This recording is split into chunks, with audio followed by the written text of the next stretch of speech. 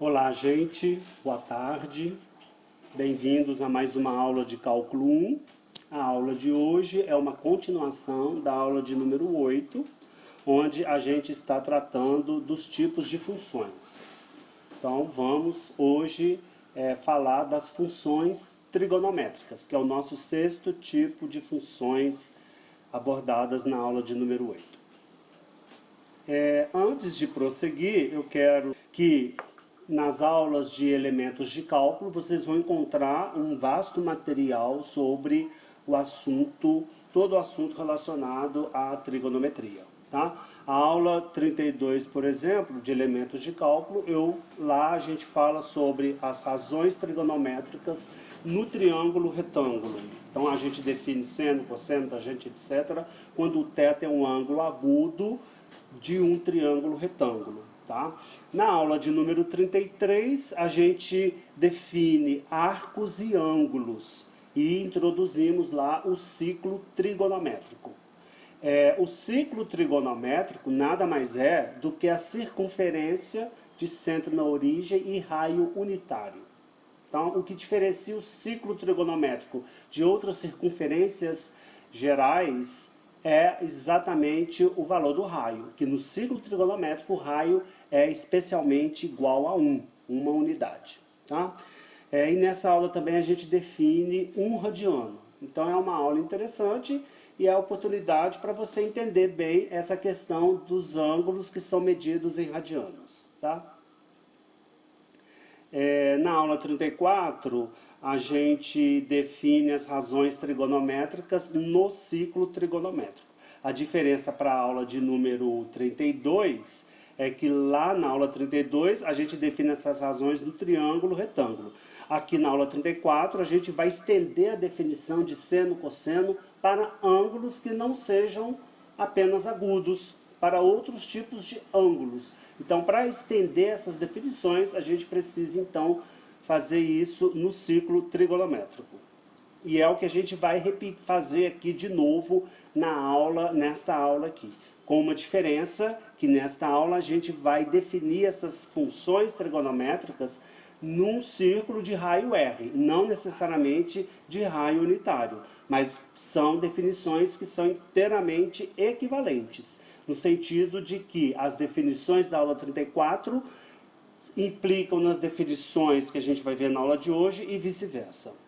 Na aula 37, você aprende a fazer redução ao primeiro quadrante. Isso é muito importante você saber isso, porque a gente calcula as funções trigonométricas dos demais ângulos sempre pensando naqueles ângulos notáveis, que são os ângulos de 30 graus, 45 graus, 60 graus, que são ângulos de primeiro quadrante. Então, quando você estiver no segundo, terceiro ou quarto, dependendo do ângulo, você consegue calcular as funções trigonométricas se você faz uma redução ao primeiro quadrante. Tá? Esse é um assunto extremamente importante e para quem não sabe, eu fortemente recomendo que você assista a esta aula 37, tá? Porque aqui nessa aula eu já vou supor que vocês saibam como fazer redução ao primeiro quadrante. E na aula 38, também é uma aula muito importante, lá a gente define arcos e ângulos côngruos. Tem um acento aqui, né? Esqueci do acento. Que é também um assunto extremamente importante, porque a gente precisa desse conceito, principalmente na hora de verificar que essas funções trigonométricas são todas elas periódicas. E aí vai entrar de maneira bem contundente aí a definição de arcos e ângulos côngruos. Vamos então definir as 6 funções trigonométricas básicas: seno, cosseno, tangente, secante, cossecante, cotangente. Eu vou pegar aqui um círculo, como eu disse, um círculo de raio R, não mais o círculo de raio unitário, tá? Não mais o círculo trigonométrico. E aí eu vou considerar um ponto deste círculo, que eu vou chamar de P, de coordenadas XY.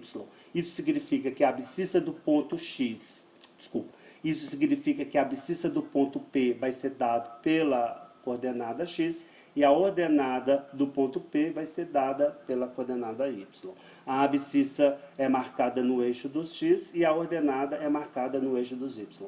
Aqui no caso, quando o P está no primeiro quadrante, está indicando que x é positivo e o y é positivo também. Já aqui, quando eu pego P, um ponto do segundo quadrante, aqui está dizendo para mim agora que a abscissa x ela é negativa e a ordenada y continua positiva. Tá?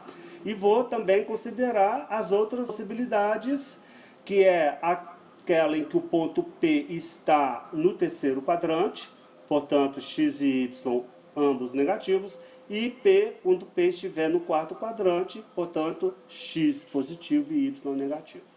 Ok? Eu vou chamar de θ ao ângulo orientado, sempre saindo da semirreta positiva OX, tá? Que é esta semirreta aqui. Então eu vou pensar no ângulo orientado saindo da semirreta positiva OX e terminando na semirreta passando pelo lado OP.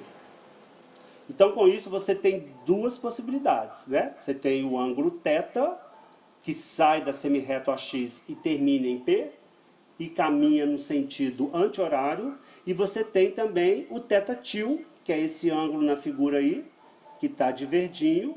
Esse ângulo, ele também começa na semirreta positiva do eixo X e finaliza na semirreta OP. Ambos começam em OX e terminam em OP. A diferença é que o ângulo vermelhinho, θ, ele está orientado no sentido anti-horário e o θ-til está orientado no sentido horário. Então eu destaco em cada uma das quatro figuras, tanto θ quanto θ-til. Vou chamar a atenção daqui a pouco por que eu considero esses dois ângulos. Bom, em qualquer situação, a gente vai definir o cosseno de θ e o seno de θ por esse par de equações aqui. Então veja, quem é o cosseno de θ? De acordo com essa equação, o cosseno de θ é x sobre r. E o seno de θ é y sobre r.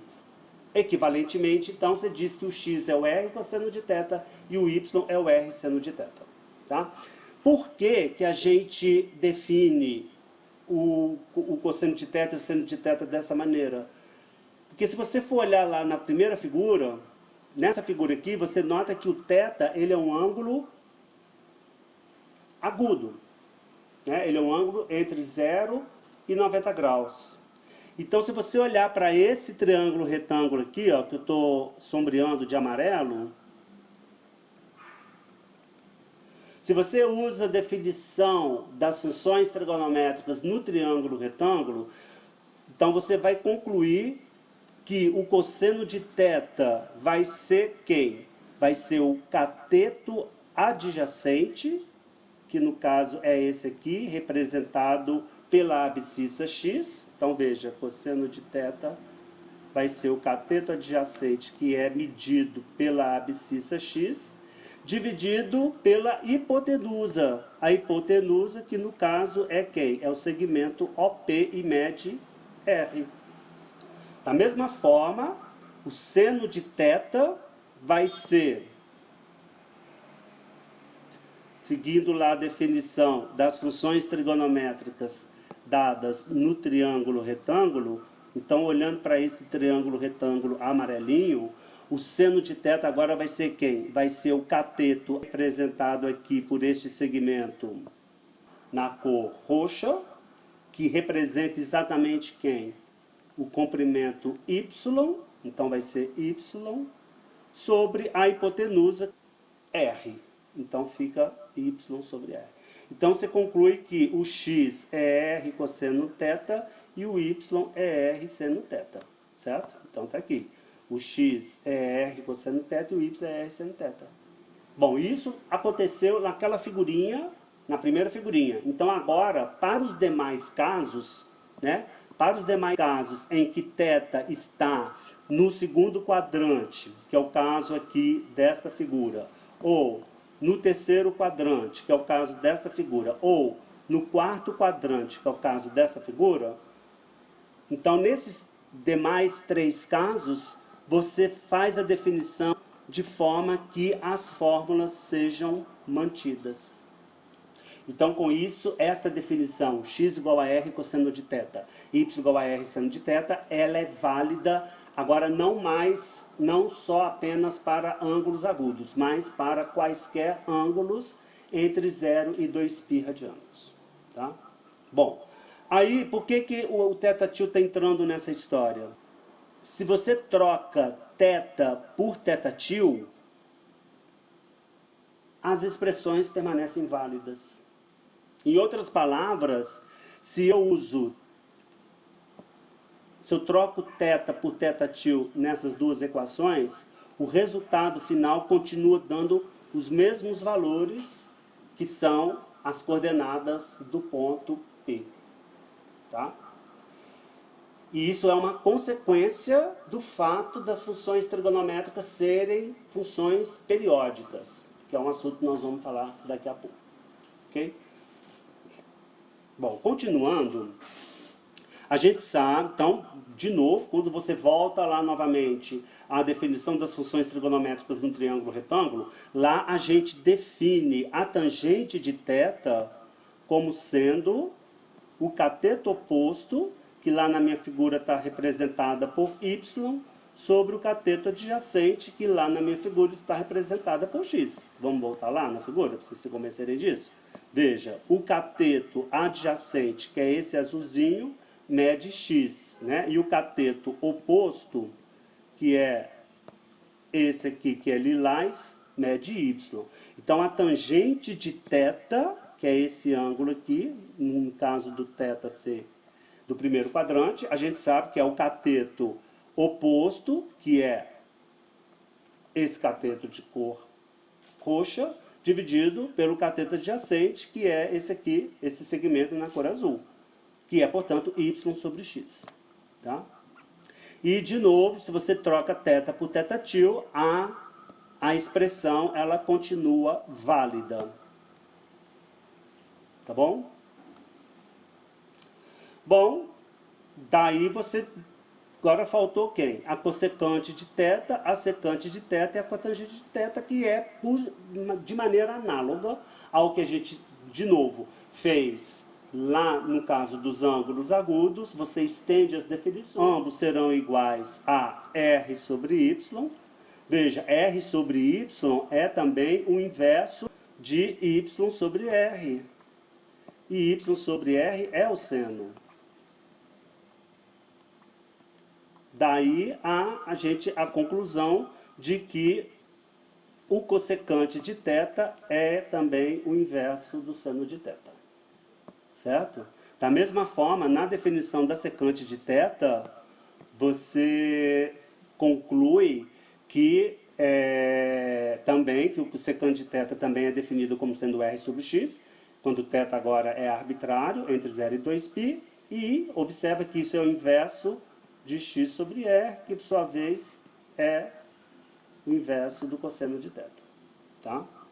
Então, por isso que secante de θ é também o inverso do cosseno de θ. E, finalmente, a cotangente de θ, que é, por definição, o cateto, quando θ é agudo, por definição, é o cateto adjacente sobre o cateto oposto, e essa definição se estende para os demais valores de θ. Então, em geral, o cosseno de θ é x sobre y. E, de novo, você pode trocar θ por θ tilde, que as expressões elas continuam válidas. Tá?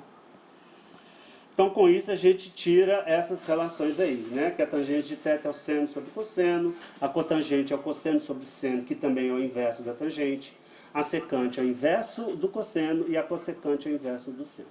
Tá? Então, são resultados conhecidos de vocês. Claro que essas funções estão definidas desde que os quocientes envolvidos estejam definidos. Por exemplo, a tangente de θ, que é seno sobre cosseno, a tangente só vai estar definida nos ângulos θ em que o cosseno não se anule. Tá? Então, os pontos onde o cosseno de θ é zero, a tangente de θ não está definida. E quais são esses pontos? A gente já sabe, né? O cosseno de θ ele é zero aonde? Em π sobre 2, 3π sobre 2 e os múltiplos ímpares desses arcos, certo? Então, Em geral, mais ou menos π sobre 2, mais ou menos 3π sobre 2, mais ou menos 5π sobre 2, etc. São os pontos são os arcos onde o cosseno se anula, portanto a tangente não está definida. Da mesma forma, a cotangente só está definida nos pontos onde o seno não se anula. Né? Os pontos onde o seno se anula são os pontos 0, mais ou menos π, mais ou menos 2π, mais ou menos 3π. Ok? Então, nesses pontos, a cotangente não está definida. De maneira análoga, a secante só está definida onde o cosseno não anula e a cossecante apenas nos pontos onde o seno não se anula. Vamos lembrar aqui as funções trigonométricas de alguns arcos, de alguns ângulos notáveis. Eu uso aqui, existe uma propriedade que você mostra na trigonometria, tá? Que diz que o cosseno de um ângulo é igual ao seno do seu complementar. Tá? Então, é igual ao seno de π sobre 2 menos x. Lembrando que π sobre 2 representa o ângulo de 90 graus. Tá? Porém, é o ângulo de 90 graus medido em radianos. É super importante que você veja aquela aula onde eu defino o radiano. Se você não entende o que é radiano, você não avança em trigonometria. E o seno de x é igual ao cosseno do seu complementar. O complementar de um ângulo é 90 menos o ângulo. Como a gente vai trabalhar sempre em radianos, então comecem já a acostumar com π sobre 2 para representar 90, com π sobre 6 para representar os 30 graus e por aí vai. Tá? Nós não vamos mexer com graus, não. Graus para a gente não vai ter valor serventia nenhuma. Só radiano é que vai nos interessar. Então, essas duas propriedades, elas são úteis para você memorizar essa tabela dos ângulos notáveis. Tá? A gente sabe que o seno de 0 é 0. Aí você consulta lá as fórmulas, onde a gente define o seno de θ, e aí você vai concluir que o seno de 0 é 0. E o cosseno de 0 é 1. Bom, a tangente de 0 é o seno de 0 sobre o cosseno de 0, que é 0 sobre 1, portanto é 0. Como π está relacionado com o ângulo de 180 graus, então π sobre 6 vai estar relacionado com 180 sobre 6, que é 30. Então o ângulo de π sobre 6 radianos está relacionado com o ângulo de 30 graus. E a gente sabe que o seno de 30 graus é 1/2. Bom, agora usamos essa fórmula aqui, ó, que o cosseno de um ângulo é o seno do seu complementar. Tá? Quem é o complementar de 30 graus? É 60 graus. E quem é o 60 graus? É o π sobre 3. Π sobre 3 é o ângulo de 60 graus, né? Você troca π por 180, 180 por 3 dá 60. Então significa que o cosseno de 60 é igual ao seno de 30. Então, aqui você vai botar meio. Veja, é o cosseno de 60 igual ao seno de 30. E o seno de 60 graus, é fácil você verificar, mede raiz de 3 sobre 2. Tá? A demonstração de que o seno de 30 é meio e o seno de 60 é raiz de 3 sobre 2, você vai encontrar numa daquelas aulas que eu mencionei logo no início da aula de hoje. Tá? Aquelas aulas que estão lá no curso de elementos de cálculo. Então, o seno de 60 mede raiz de 3 sobre 2. Então, o cosseno de 30 também vai medir raiz de 3 sobre 2, já que 30 é o complementar de 60. Bom, a tangente de 30 graus vai ser o quê? Vai ser o seno, que é 1/2, dividido pelo cosseno, que é a raiz de 3 sobre 2. Então, se você faz as contas, isso vai dar 1/2 vezes 2 sobre raiz de 3, que é 1 sobre raiz de 3, ou seja, isso vale raiz de 3 sobre 3. Ok? Então, a tangente de 30 graus é, portanto, igual a raiz de 3 sobre 3. Bom, e a tangente de π sobre 3, que é os 60 graus, vai ser raiz de 3 sobre 2, que é o seno, dividido por 1/2, que é o cosseno, isso vai dar raiz de 3. O seno de π sobre 4 é fácil de você demonstrar, ele vale raiz de 2 sobre 2.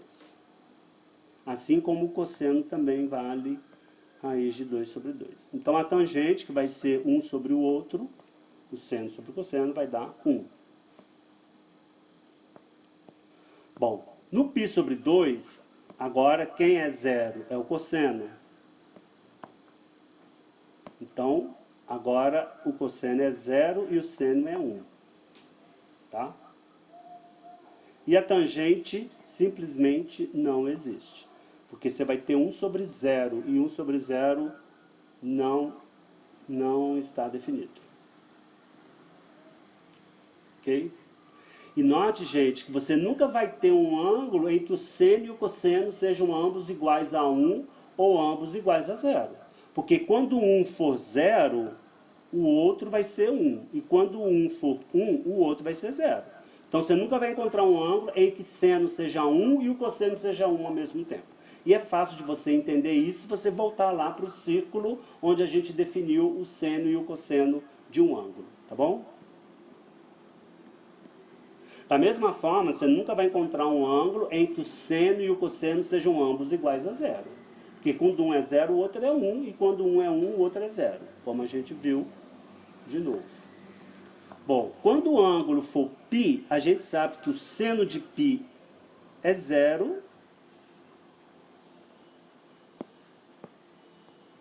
e o cosseno de π é menos 1. Portanto, a tangente vai ser 0, né? Porque 0 sobre menos 1 dá 0. Quando for 3π sobre 2, agora o seno vale menos 1 e o cosseno equivale 0. E, de novo, a tangente não vai existir em 3π sobre 2. E, finalmente, quando o ângulo for de 2π radianos, o seno volta a ser 0 e o cosseno volta a ser 1. E a tangente, de novo, é 0. Então, é importante que você saiba o valor das funções trigonométricas nestes arcos notáveis, ok? Por exemplo, vamos encontrar aí as 6 funções trigonométricas dos arcos θ igual a 2π sobre 3 radianos, θ igual a menos π sobre 6 radianos e θ igual a menos 19π sobre 4 radianos. Okay? Aqui nós vamos precisar de fazer uso da redução ao primeiro quadrante. Okay? Vamos começar com o 2π sobre 3. O ângulo 2π sobre 3, se você substitui o π por 180, 2π dá 360, sobre 3 dá 120. Tá? Veja, a gente converte radianos para grau apenas para ter uma noção do ângulo, da abertura do ângulo. Porque é mais fácil você enxergar a abertura do ângulo quando ele está dado em graus do que quando ele está dado em radianos. Tá? Então, 2π sobre 3 é o ângulo de 120 graus. Então, 120 graus é fácil de você marcar. Antes da gente prosseguir, faltou eu fazer uma observação aqui bem importante.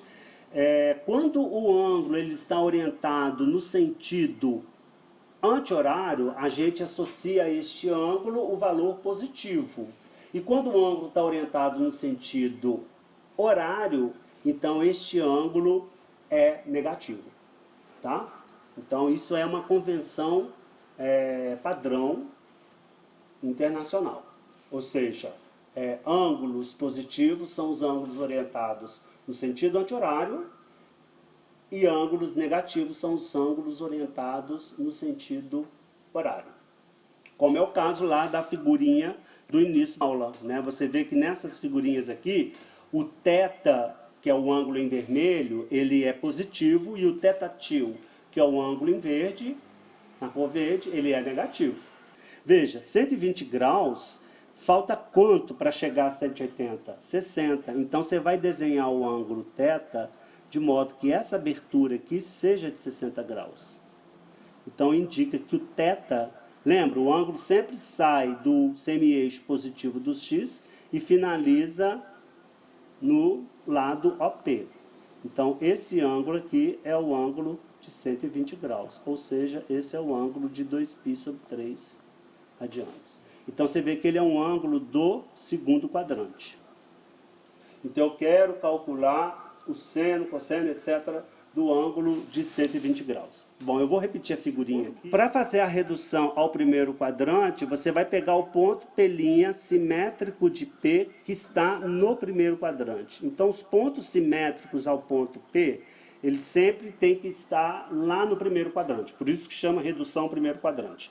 Então, neste caso, eu vou pegar o simétrico em relação ao eixo dos y, tá? Você pode pegar também o simétrico em relação ao eixo dos x e o simétrico em relação à origem. No nosso caso aqui, nós vamos tomar o simétrico em relação ao eixo dos y, de modo que o P' caia no primeiro quadrante. Ok? Então, isso significa que esse ângulo aqui, ele vai ter a mesma medida desse aqui, por simetria da figura, ou por casos de semelhança ou congruência de triângulos. Então é fácil de você verificar que este arco aqui, esse ângulo, também mede 60 graus. De π sobre 3 radianos. Então esse ângulo de azul é o ângulo de 120 graus. 2π sobre 3 radianos, que é o ângulo azul. Bom, agora, o que você observa? Essa coordenada x, que é a abscissa do ponto P, ela é o simétrico da coordenada x', que é a abscissa do ponto P'. Então veja, P' tem coordenada x', y', e o P tem coordenadas xy. Então, o que você está vendo na figura é que o x é igual a x menos x', tá? Ao passo que o y é igual a y', porque a coordenada y e y' são iguais, já que P e P' são simétricos em relação ao eixo dos y. Tá? Seja R o comprimento OP. Então, R é esse comprimento aqui, ó, que eu vou pintar de verde. Então, aqui é R. E da mesma forma, o comprimento do segmento OP' também é R. Então, de acordo com a nossa definição, que a gente deu lá em cima, quem é o x? O x é o R cosseno do θ, que no meu caso é o 2π sobre 3, porque o θ associado ao ponto P é o ângulo azul. E o y, a gente viu pela definição, é o R vezes seno de 2π sobre 3. Tá bom? Muito bem. Agora, usando de novo a definição das funções trigonométricas, a gente sabe que x' é dado por R cosseno, e o ângulo, no caso, é o de 60 graus, que é π sobre 3, e a gente sabe que o y' é o R vezes o seno do ângulo, que no meu caso é π sobre 3. Então, na hora que você compara, usa essa informação aqui, o que você conclui? X é igual a menos x'. Portanto, você tira aqui R cosseno de 2π sobre 3 deve ser igual a menos R cosseno de π sobre 3. Aí, se você cancela R com R, conclusão, cosseno de 2π sobre 3 é igual a menos cosseno de π sobre 3. E o fato de y ser igual a y', e dá o quê? Que o R seno de 2π sobre 3 é igual a R seno de π sobre 3. Ou seja, você tira que o seno de 2π sobre 3 é igual ao seno de π sobre 3. Então, a gente fez aqui supondo que é arbitrário, mas você poderia, em particular, supor R igual a 1. E quando você supõe o R igual a 1, você tira ele da jogada. Fica simplesmente cosseno de 2π sobre 3 igual a menos o cosseno de π sobre 3 e o seno de 2π sobre 3 igual ao seno de π sobre 3. Então, quando você faz a redução do segundo para o primeiro quadrante, o que você observa é isso, que o cosseno do ângulo que está no segundo quadrante é menos o cosseno do ângulo que está no primeiro. Por quê? Porque o cosseno está relacionado com a abscissa x e uma abscissa é menos a outra. Tá? Já o seno, eles são iguais, né? O seno do ângulo que está no segundo quadrante é igual ao seno do ângulo que está no primeiro quadrante. Por quê? Porque quando o ângulo está no segundo quadrante, as ordenadas dos dois pontos são iguais. Tá? Então, isso que é fazer a redução ao primeiro quadrante, no caso de um ângulo que está no segundo quadrante. Tá? E como você já é o cosseno de π sobre 3, então é só jogar aqui na expressão. Conclusão. Então, pronto. Com isso, a gente já estabeleceu o cosseno e o seno. Tá? Vamos agora para o ângulo de menos π sobre 6 radianos. Veja, agora eu estou com o ângulo de menos π sobre 6. Π sobre 6 representa 30 graus, então eu estou com um ângulo de menos 30 graus, ou seja, é um ângulo negativo. Então isso significa que eu tenho que fazer partir do semi-eixo positivo OX e caminhar no sentido horário 30 graus. Então vai me dar esse ângulo aqui. Ó. Eu vou, em particular, supor o raio igual a 1, tá? Vou pegar R igual a 1, porque a essa altura vocês já estão convencidos de que isso não faz diferença, tá? Se você tomar R arbitrário ou igual a 1, as definições elas são equivalentes entre si. Então eu quero calcular o cosseno, então agora eu tenho que fazer a simetria, eu tenho que reduzir ao primeiro quadrante. Então eu vou pegar o ponto simétrico de P, que está no primeiro quadrante. Quem é o simétrico de P que está no primeiro quadrante? É o simétrico em relação ao eixo dos x. Então agora eu vou fazer uma simetria em relação ao eixo dos x. Tá? Então eu vou pegar aqui o ponto OP'. E aí o que você observa é que, veja, esse ângulo aqui que sai do eixo X e termina em P', que é o ângulo, então eu quero fazer redução ao primeiro quadrante. Então qual é o ângulo do primeiro quadrante que eu vou considerar? É esse ângulo vermelho, que sai do eixo X e termina em OP'.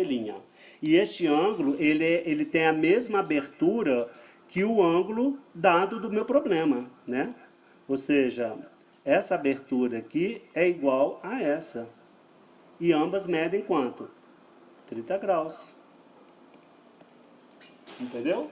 Então, isso significa que o ângulo vermelhinho é o ângulo de π sobre 6 radianos. De acordo com a nossa definição, o cosseno do ângulo de menos π sobre 6, veja, a gente sabe que ele representa a abscissa do ponto P.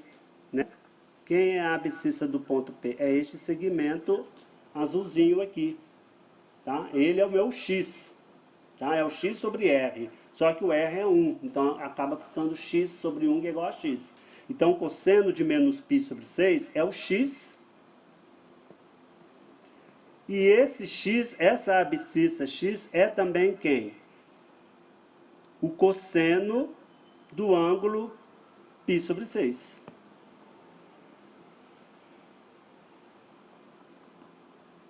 Porque essa abscissa do ponto P é também a abscissa do ponto P', certo?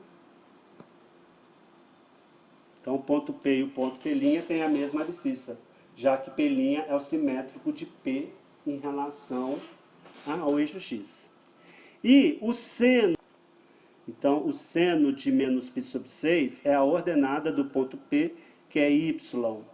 Só que essa ordenada é igual a menos a ordenada do ponto P'. Quem é a ordenada do ponto P'? É o seno de π sobre 6.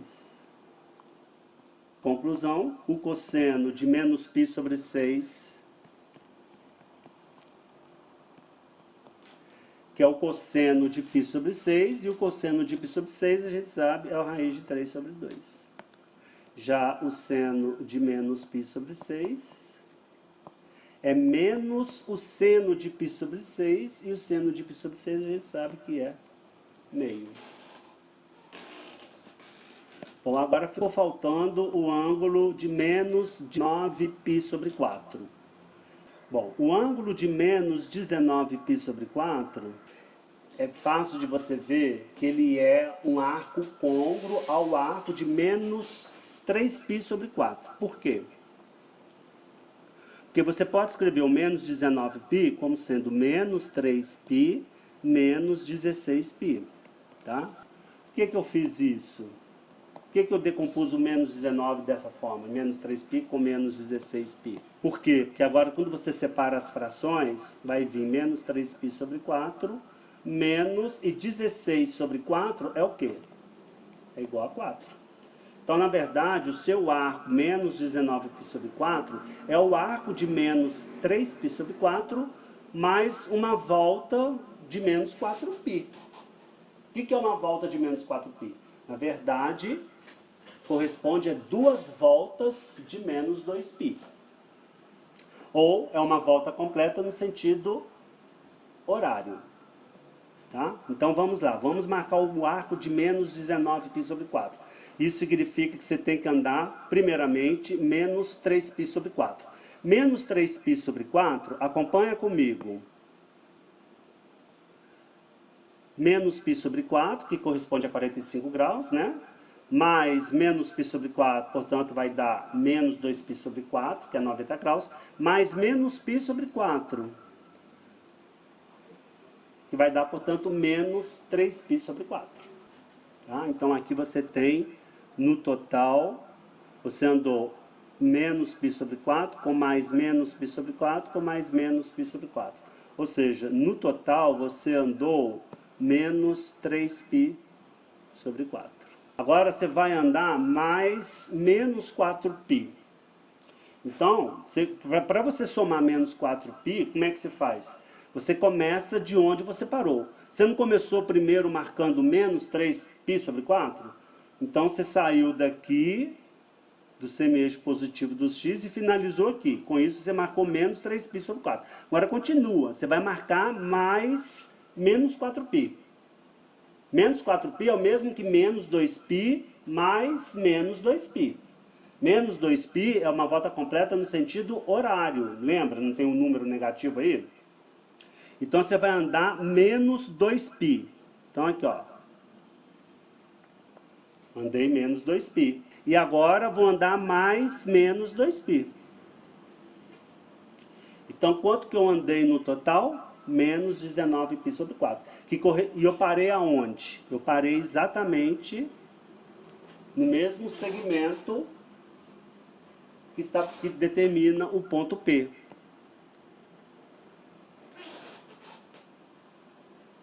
Tá bom? Então, isso significa que o menos 19π sobre 4 é côngruo com o arco de menos 3π sobre 4.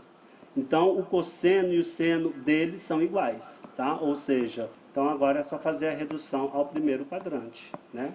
Você pega lá o arco de menos 3π sobre 4.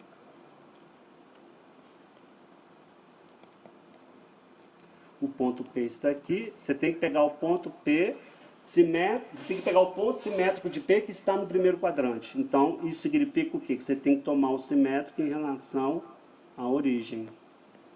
Então, o que isso me diz? Veja que o cosseno de menos 3π sobre 4, que representa a abscissa do ponto P, é, portanto, igual a menos a abscissa do ponto P'. Então, é igual a menos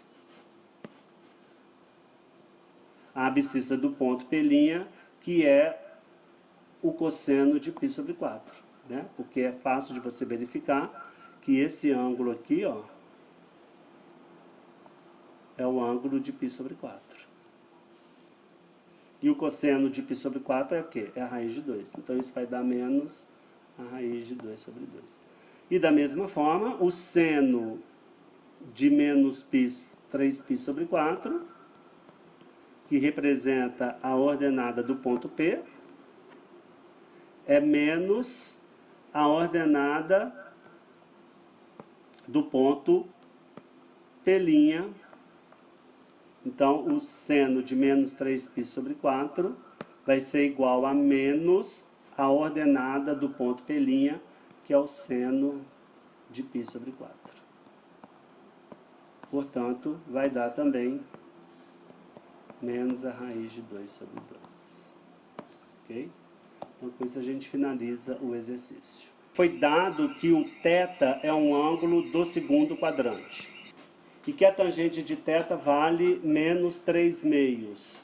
Eu quero encontrar as outras funções trigonométricas de θ. Como eu sei que a tangente de θ é menos 3/2, tá? Então eu vou... E eu sei que o θ está no segundo quadrante, então eu vou fazer uma figura e imaginar um ponto P no segundo quadrante, cujo ângulo em relação ao eixo do x seja θ do segundo quadrante. Então eu vou pensar um ponto P no segundo quadrante que tenha as coordenadas dadas por menos 2 e 3. Por que menos 2 e 3? Tangente de θ, né, y sobre x.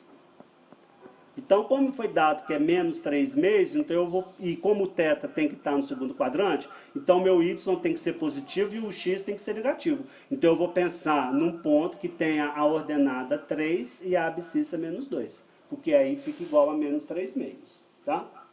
O próximo passo agora é achar o comprimento OP, que é o raio vou pensar então num círculo que passe pelo ponto P e que tenha o comprimento, o raio igual a OP. Então agora o que eu preciso? Calcular o raio desse círculo, usando Pitágoras, né? Se você olha para esse triângulo aqui, ó. Então veja, você sabe que o r ao quadrado vai ser igual à soma dos quadrados dos catetos, que é 3 ao quadrado mais 2 ao quadrado.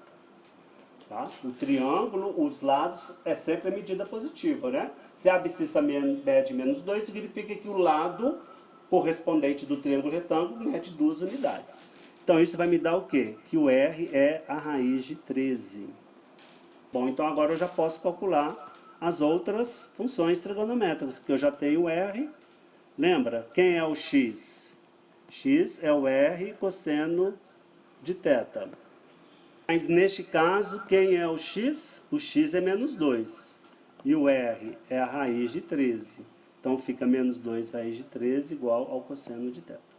Então daqui você tira que o cosseno de θ vale menos 2 sobre raiz de 13. Da mesma forma, o y é r seno de θ. O meu y aqui, ele mede 3, então fica 3 igual a raiz de 13 seno de θ. Portanto, o seno de θ é 3 sobre raiz de 13.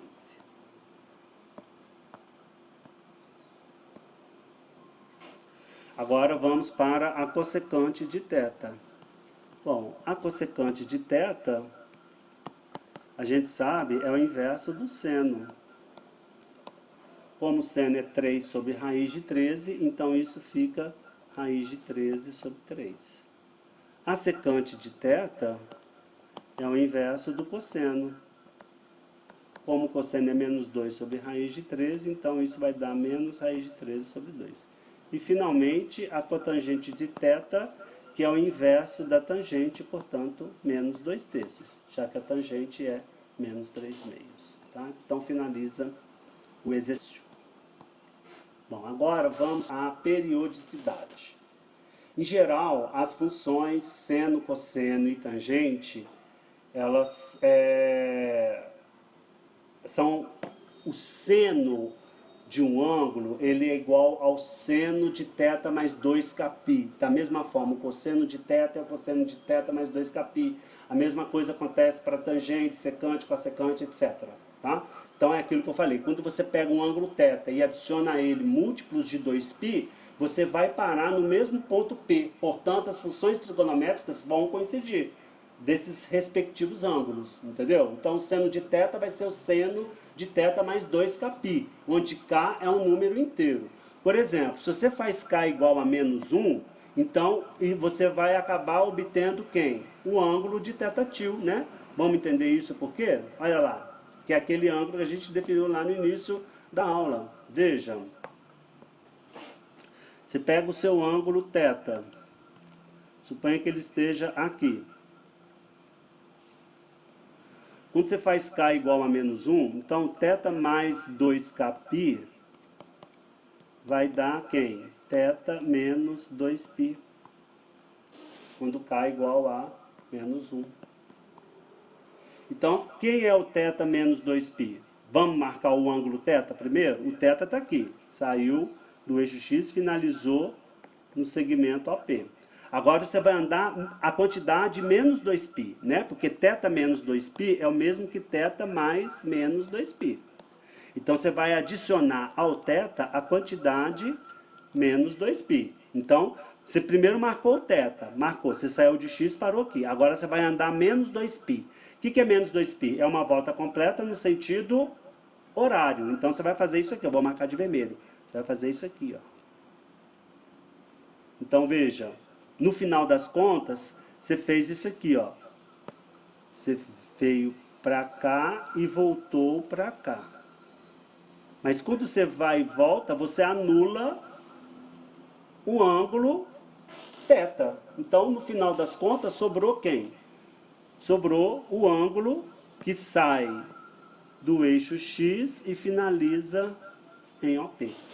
Então, esse é o ângulo θ, que é o ângulo θ menos 2π. Tá?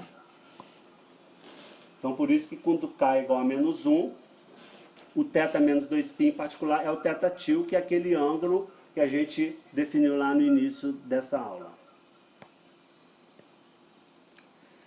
Bom, uma função ela é periódica se existe um número p positivo, tal que o f de x mais p é igual ao f de x para todo x em que f está definida. E o menor valor possível de p é chamado período de f. Tá? Então, veja, aqui você tem vários p's, né? Cumprindo essa função, né? Veja, seno de θ é igual ao seno de θ mais 2kπ. Quando você faz o k variando livremente, você tem vários possíveis valores para p. Como p tem que ser positivo, então você pega aí apenas os inteiros positivos. Então, aqui você tem p igual a 2π, 4π, 6π, 8π, etc. Todos eles fazem cumprir essa condição f de x mais p igual a f de x. No caso, lá o x está sendo representado pela variável θ. Tá? Agora, desses p's positivos, o menor deles representa o período da função. Então, no caso do seno e do cosseno, a gente vai ver que o período é 2π. Tá? Já no caso da tangente com a tangente, o período vai ser menor, vai ser π, que é o que a gente vai ver daqui a pouco. Tá? As outras funções, secante e cossecante, também período 2π. Tá? Vamos lembrar aqui, então, dos gráficos dessas funções. Começando aqui com o cosseno de x. Todo mundo já conhece o gráfico da função cosseno de x, que tem esse aspecto aí, tá? Periódico.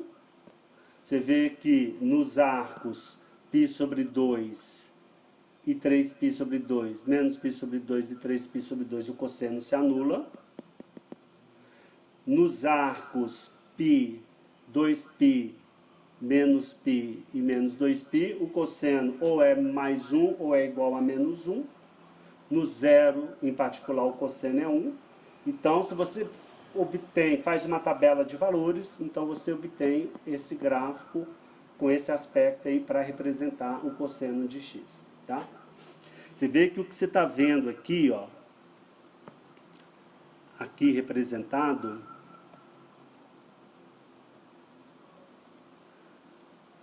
aqui nessa região sombreada, o que você está vendo é um período da função.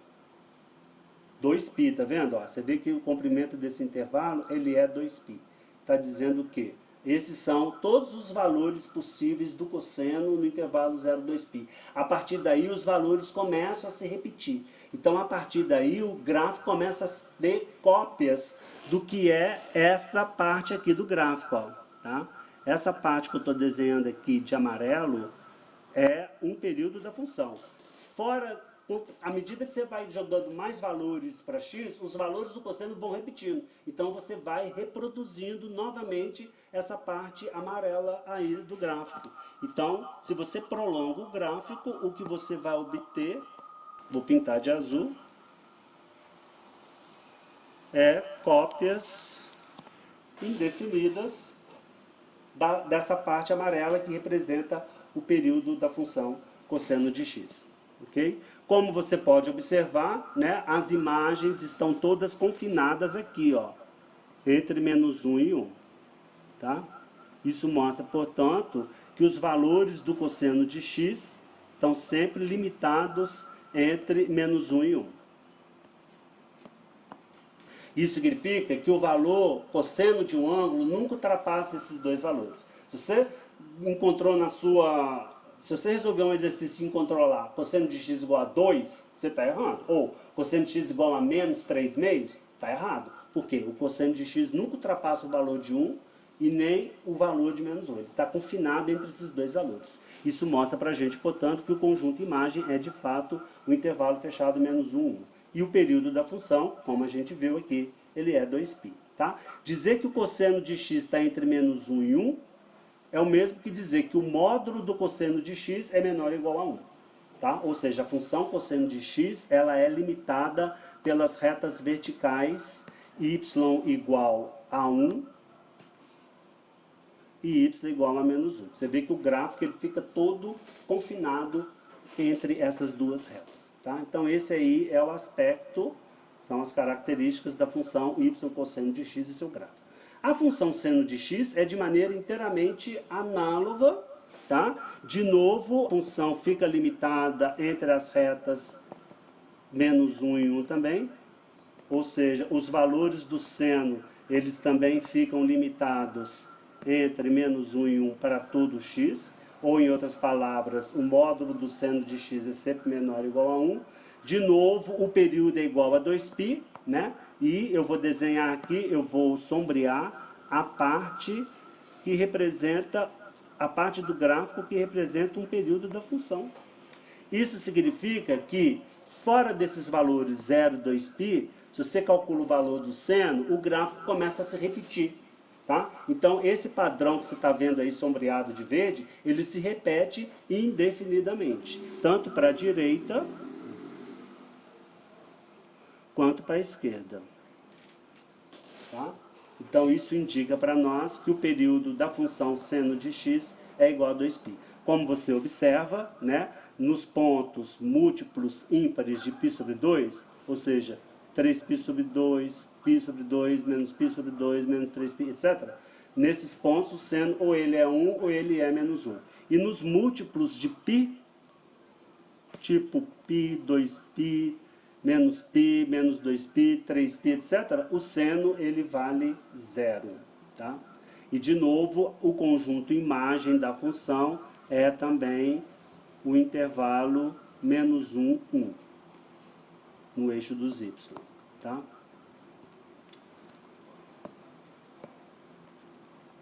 Continuando, vamos agora para a tangente de x.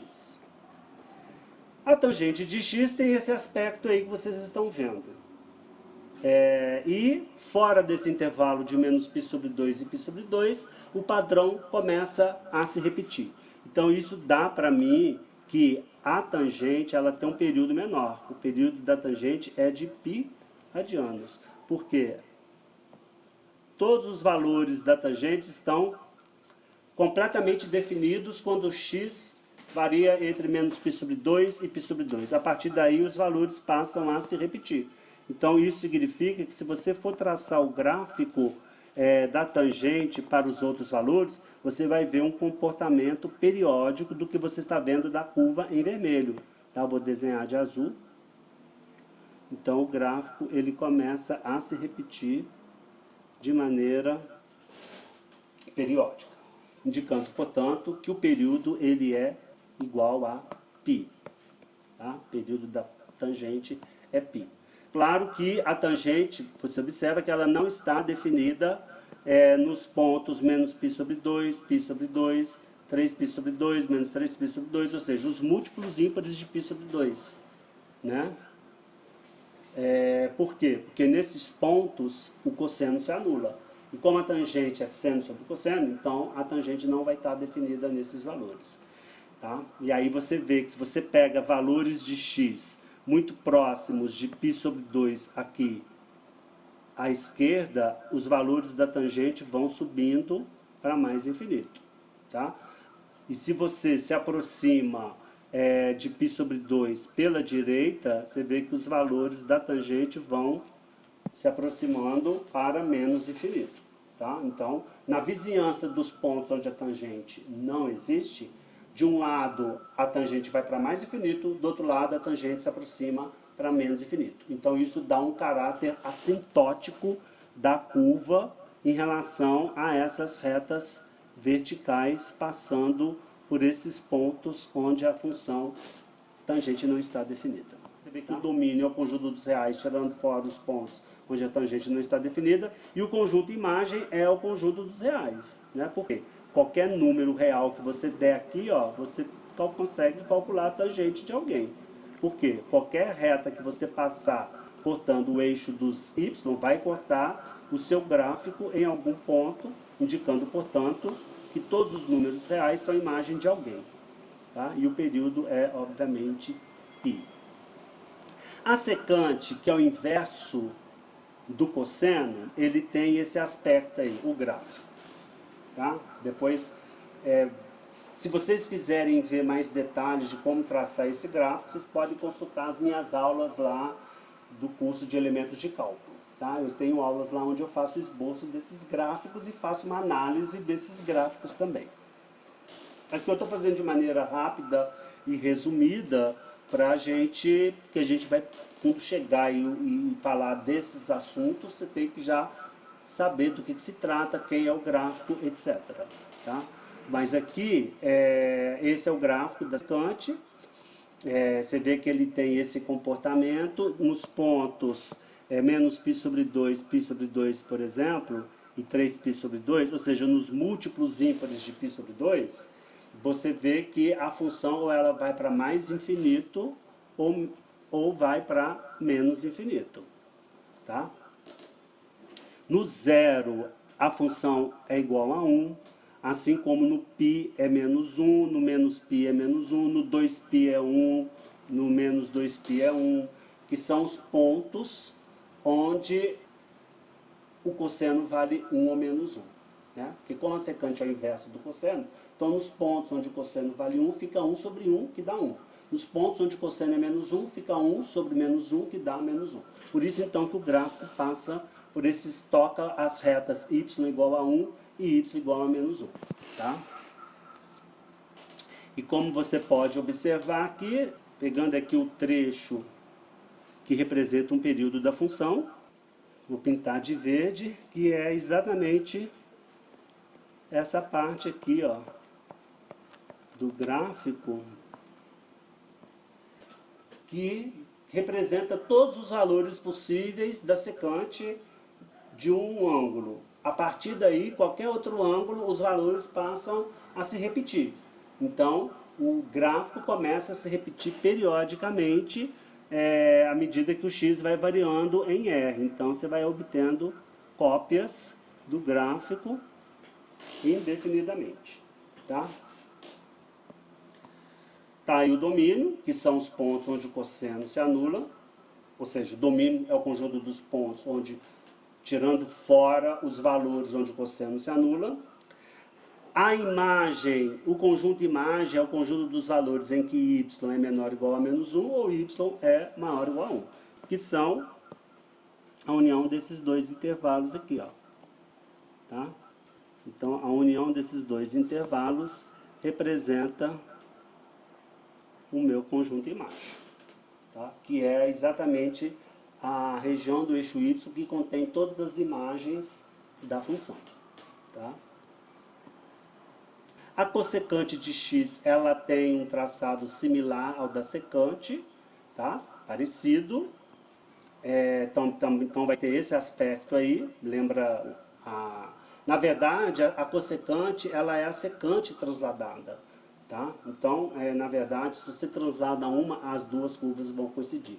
É igual o seno e o cosseno. Se você translada a curva do seno para uma direção, para a direita ou para a esquerda, você vai, dependendo do tanto que você transladar para a direita ou do tanto que você transladar para a esquerda, uma vai encaixar na outra. Então, o cosseno é uma translação do seno e vice-versa. O seno é uma translação do cosseno. Se você translada o cosseno, você encaixa no seno, tanto para a direita quanto para a esquerda. Tá? Então, fica como exercício depois vocês verificarem isso. Tá? Aqui, ó. Pega o gráfico do cosseno e pega o gráfico do seno. Se você translada para a direita ou para a esquerda, uma encaixa com a outra. Tá? E o período, vou sombrear a parte do gráfico que estabelece um período, que é essa parte aqui, ó. E o domínio é o conjunto dos reais, tirando fora os pontos onde o seno se anula, já que a cossecante é o inverso do seno. E como no caso da cossecante, de novo, o conjunto imagem vai ser a união dos dois intervalos, no caso, no eixo y de 1 para mais infinito, união de menos 1 para menos infinito. Então, a união desses dois intervalos também vai dar para você o conjunto imagem da cossecante. E a cotangente, que tem um aspecto similar ao da tangente, então deixo como exercício para vocês verificarem que o gráfico vai ter esse aspecto aí, tá? A cotangente, ela também tem período de π unidades, π radianos, tá? Então você vê que essa parte aqui caracteriza todos os possíveis valores da cotangente de x.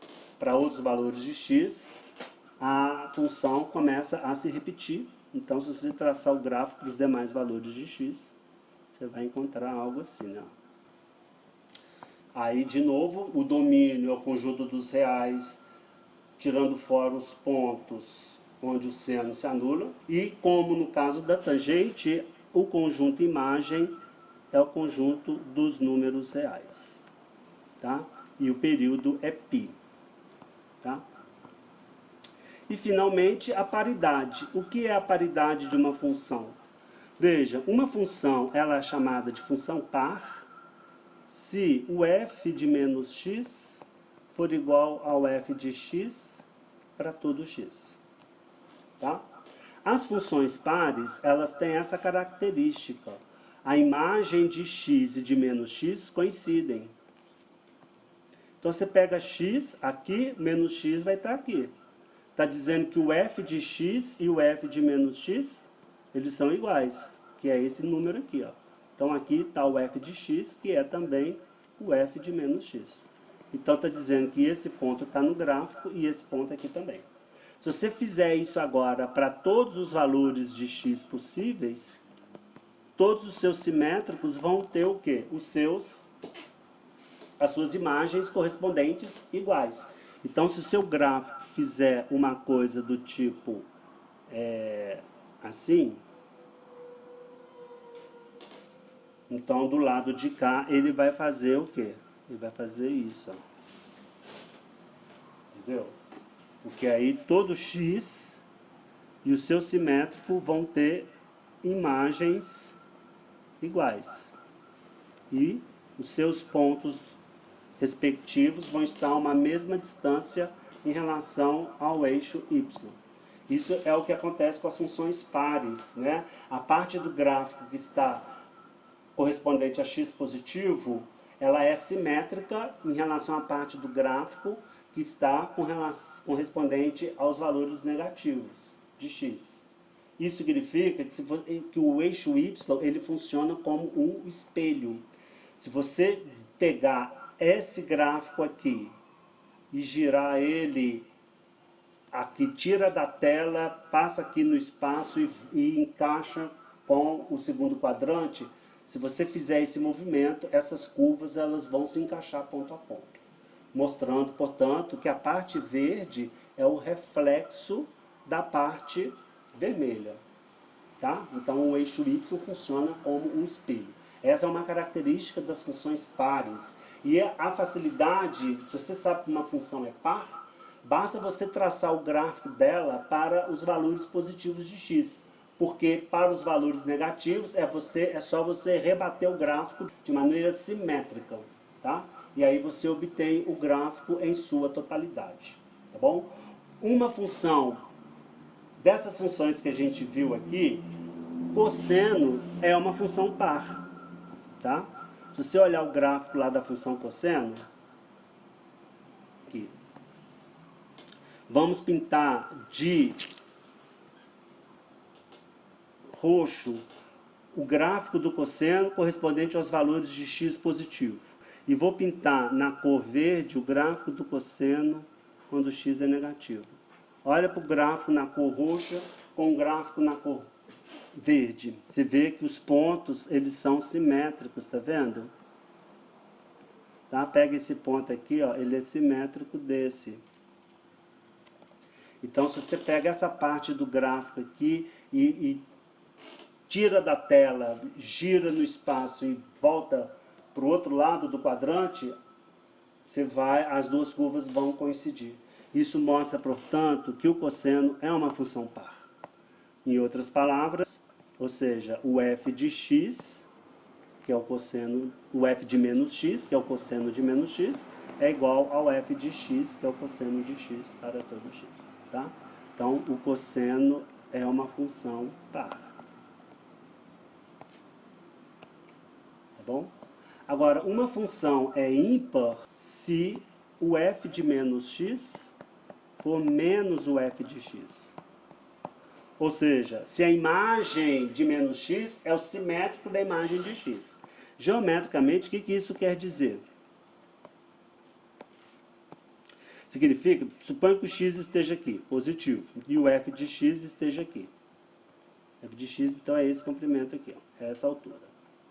Agora, onde vai estar o menos x? É o simétrico, então vai estar do lado de cá a mesma distância da origem. Então está dizendo, aqui está o zero. Está dizendo o quê? Que o f de menos x é menos o f de x. Bom, se esse cara aqui mede o f de x, o menos f de x está aqui, ó. Então esse cara aqui representa o simétrico do f de x, que é o menos f de x. Mas está dizendo que o menos f de x é a imagem de menos x. Está vendo? Está dizendo o quê? Que o f de menos x é menos f de x. Tá? Isso está dizendo que esse ponto é simétrico deste em relação à origem. Em outras palavras, a distância desse ponto que eu vou chamar de P em relação à origem é igual à distância desse outro ponto que eu vou chamar de P' em relação à origem. Então, essas distâncias são iguais. Entendeu? Então, se você pega um outro ponto, essa propriedade, isso aconteceu com esse ponto arbitrário, P e P'. Se você pega um outro X, sei lá, você pega um X aqui agora, tá? Cuja imagem está aqui em cima. Então, a mesma coisa vai acontecer com o menos f de x. Então, a imagem dele vai parar aqui, ó. Tá? Então, você vai ter essa simetria agora entre esses dois pontos. Então, se a sua curva faz isso, aqui ela vai fazer isso. Então, isso dá um quê? Um caráter de simetria em relação à origem. Tá? Então, a sua curva ela é simétrica em relação à origem. Isso significa que se você pegar essa curva, tirar ela do plano da lousa, girar e voltar e encaixar com o terceiro quadrante, essas duas curvas elas vão se encaixar. Um outro jeito de você enxergar isso é você fazer o giro dessa curva, gira ela, por exemplo, no sentido, essa curva, na hora que você girar, ela vai se encaixar com essa daqui. Tá? E isso é o que acontece com a função seno. Tá? Olha lá para a função seno. Veja a função seno. Você vê que ela é simétrica em relação à origem. Certo? Essa parte aqui do gráfico correspondente aos valores positivos de x é simétrico. Essa parte é simétrica em relação a essa parte do gráfico relacionado aos valores negativos de x. E aquilo que eu falei lá atrás, se você pega essa parte associada aos valores positivos e gira no sentido contrário, essa parte do gráfico vai encaixar aqui com a parte associada aos valores negativos de x. Tá? Então, com isso, a gente conclui que o seno é uma função ímpar. Ou seja, isto é, seno de menos x é igual a menos o seno de x para todo x em R. Tá? Então, de novo, se você fizer o gráfico de uma função correspondente aos valores positivos de x, e se você souber que essa função é ímpar, então, para você completar o gráfico com relação aos valores negativos de x, basta você obter o simétrico dessa parte do gráfico em relação à origem. E aí você reproduz a totalidade do gráfico. Tá? Então, com isso, a gente finaliza essa aula, a aula de número 9, que é uma continuação da aula de número 8. Tá? Nos vemos, então, na próxima aula. Um abraço a todos. Até lá.